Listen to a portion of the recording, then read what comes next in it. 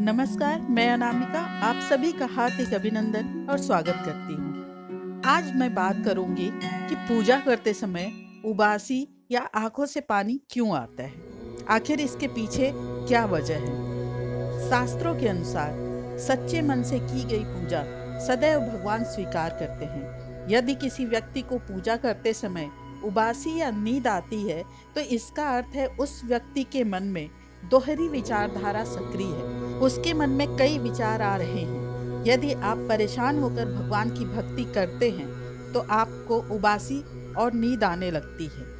शास्त्रों के अनुसार कहा गया है कि पूजा पाठ करते समय आपकी आंखों में आंसू निकल आए तो आपको समझना चाहिए कि कोई ईश्वरीय शक्ति आपको कुछ संकेत दे रही है।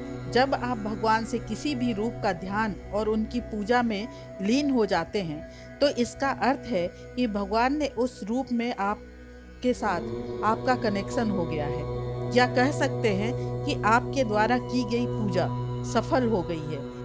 शास्त्रों और पुराणों में यह बताया गया है कि अगर पूजा पाठ करते समय आपकी आंखों से आंसू निकल आते हैं तो आपको समझना चाहिए कि कोई ईश्वरीय शक्ति आपको कुछ संकेत दे रही है। जब आप भगवान से किसी भी रूप का ध्यान और उनकी पूजा में लीन हो जाते हैं तो इसका अर्थ है कि भगवान ने उस रूप के साथ आपका कनेक्शन हो गया है, या कह सकते हैं कि आपके द्वारा की गई पूजा सफल हो गई है, जो आपकी खुशी के आंसू के रूप में छलक आती है। कई बार ऐसा कहा जाता है कि पूजा के समय आंखों से आने वाले आंसू या उबासी का एक कारण नकारात्मकता भी हो सकती है।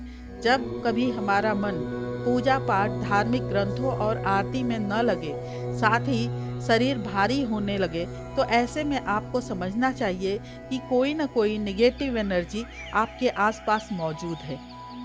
शास्त्रों के मुताबिक सच्चे मन से की गई पूजा हमेशा फलदायी है, लेकिन जम्हाई का आना इसका मतलब है कि आपके मन में दो विचार उमड़ रहे हैं। अगर आप किसी परेशानी में भगवान की उपासना करते हैं तो नींद आने लगती है।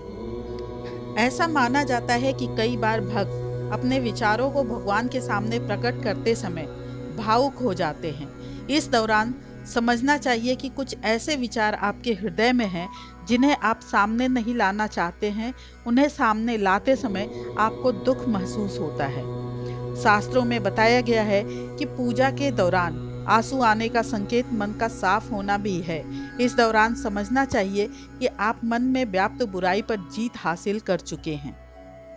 इसी के साथ मैं अपनी वाणी को विराम देती हूँ। जय सनातन, जय भारत, धर्मो रक्षति रक्षितः।